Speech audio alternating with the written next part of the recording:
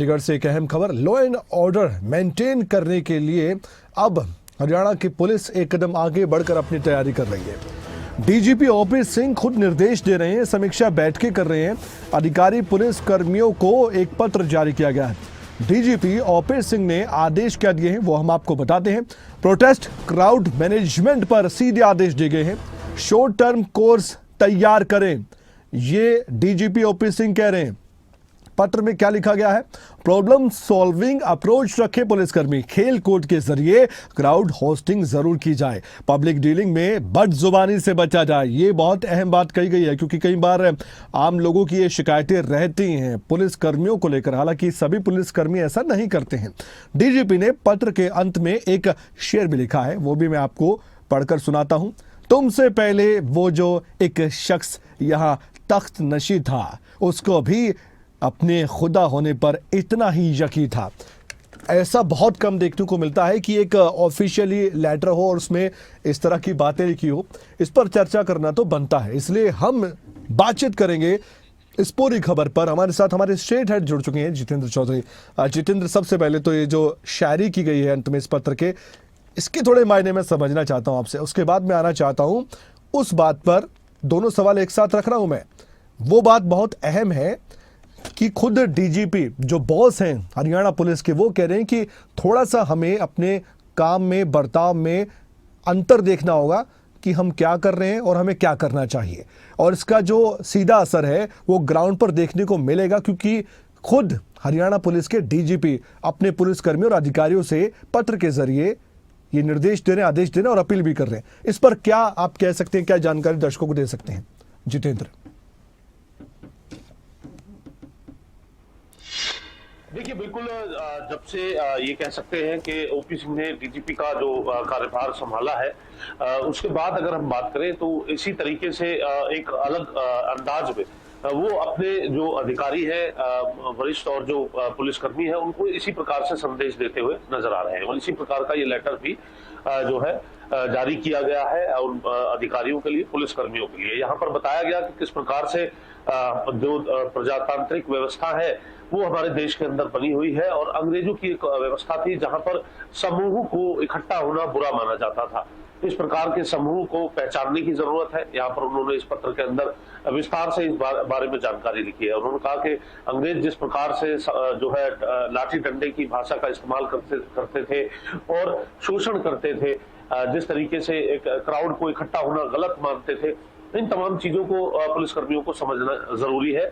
उन्होंने यहाँ तक भी लिखा है इस पत्र के अंदर कि उन्होंने अंग्रेजों ने सबक सिखाने के लिए जलियांवाला कांड जैसा जो है ये कह सकते हैं मैसेज भी देने का काम किया था, शोषण करने को लेकर के, दबाने को लेकर के। तो इस प्रकार की जो चीजें हैं वो पुलिस की सोच के अंदर ना रहे, और इस प्रकार की सोच जो है वो नहीं होनी चाहिए, ये संदेश इसके माध्यम से देने का काम किया है। उन्होंने ये भी कहा कि जो एक घमंड या फिर बदजुबानी की जो भाषा है उससे बचना चाहिए। देखिए, लगातार पुलिस सुधार को लेकर के पिछले कई सालों से प्रयास इसको लेकर के किए जा रहे हैं, लेकिन मौजूदा प्रजातांत्रिक व्यवस्था के अंदर अभी भी कुछ एक ऐसे अपवाद मिलते हैं जहां पर जो पुलिसिंग है उसके अंदर इस प्रकार की भाषा के इस्तेमाल होने के बाद जो पूरी पुलिस है उस पर सवालिया निशान लग जाते हैं। तो इस प्रकार की सोच से पुलिसकर्मी जो है अपने आप को आजाद करे, अपने आप को दूर रखे, और किस तरीके से क्राउड मैनेजमेंट किया जा सकता है इसको लेकर के जो डीजीपी है उन्होंने जो अकादमी है, पुलिस अकादमी, उसको भी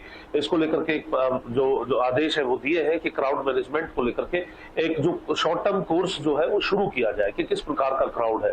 पुलिसकर्मियों अधिकारियों को एक संदेश दिया है कि वो खेल के माध्यम से, सांस्कृतिक कार्यक्रमों के माध्यम से जो क्राउड मैनेजमेंट है, क्राउड होस्टिंग है, उसको समझे। और जो है क्राउड होना कोई गलत नहीं है, बल्कि धरने, प्रदर्शन, जुलूस की अगर जो बात की जा रही है तो उसका भी यहाँ पर अपने प्रजातांत्रिक व्यवस्था का उदाहरण देते हुए उन्होंने कहा कि ये तमाम चीजें भी होती है, लेकिन जो गलत तरीके के जो लोग हैं, आपराधिक किस्म के लोग हैं, जो इन प्रजातांत्रिक व्यवस्थाओं का दुरुपयोग करते हैं, उनको जो है जरूर जो है उनका आइडेंटिफाई करने की बात इस पूरे पत्र के अंदर लिखी गई है। यानी अपने आप में बेहतर पुलिसिंग हो, लोगों के साथ एक अच्छा संवाद हो, लोगों के साथ जो है एक अच्छे टर्म जो है वो रहने चाहिए, ताकि जो लोगों की जो भावना है वो पुलिस के प्रति भी जो है पूरे तरीके से ठीक रहे, और लोगों से जो सीधा कनेक्ट है उसके चलते किस प्रकार से लोग जो है मौजूदा व्यवस्था के अंदर जो है वो पुलिस को लेकर के उम्मीद रख रहे हैं, उसकी भी एक जानकारी जो है उनको मिलती रहे। यानी दोनों तरफ का जो संवाद है वो अगर क्लियर होगा तो इसका पूरा फायदा जो है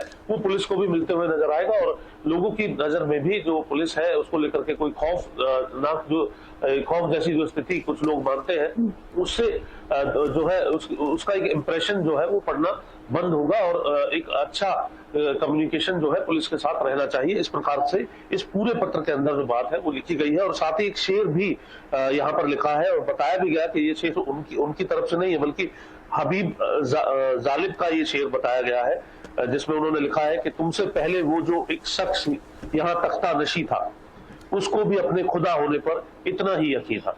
यानी पुलिस की इस प्रकार की सोच ना हो। इसके बाद लिखा है कि मैं चाहूंगा कि आप समझे, सरकार एक तंत्र है जो लोगों द्वारा लोगों के लिए बनाई गई है, आप इसका महत्वपूर्ण हिस्सा है।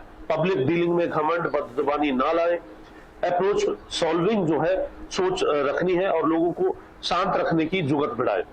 तो ये इस प्रकार का एक पूरा पत्र है जिसके अंदर सभी पुलिसकर्मियों को एक संदेश देने का काम यहाँ पर जो डीजीपी ओपी सिंह है उनकी तरफ से किया गया है, और क्राउड मैनेजमेंट कैसे हो, जो है अप्रोच इस प्रकार की हो, जो प्रॉब्लम सॉल्विंग हो, उसे किस तरीके से रखा जा सकता है, और लोगों के साथ एक अच्छा संबंध किस प्रकार से बना करके रखा जा सकता है ताकि उनकी समस्या वो बेझिझक पुलिस के सामने रख सके। और इस प्रकार के कार्यक्रमों के माध्यम से भी जो खेल है, सांस्कृतिक कार्यक्रमों की बात की है कि उनके अंदर अगर वो अपनी भागीदारी रखेंगे तो जो लोग हैं वो बहुत आसानी से अपनी जो समस्या है वो पुलिस के सामने रख सकेंगे और बेझिझक रख सकेंगे, जिससे कि उस समस्या का हल किस प्रकार से हो सकता है वो उस पर पुलिस जो है समय रहते काम कर सके। इस तरीके की एक ये जो पत्र है इसके अंदर जो बातें हैं वो लिखी गई है ताकि बेहतर तरीके से और पुलिस का जो चेहरा है वो लोगों के सामने आ सके। बहुत बहुत धन्यवाद जानकारी देने के लिए और इस खबर पर चर्चा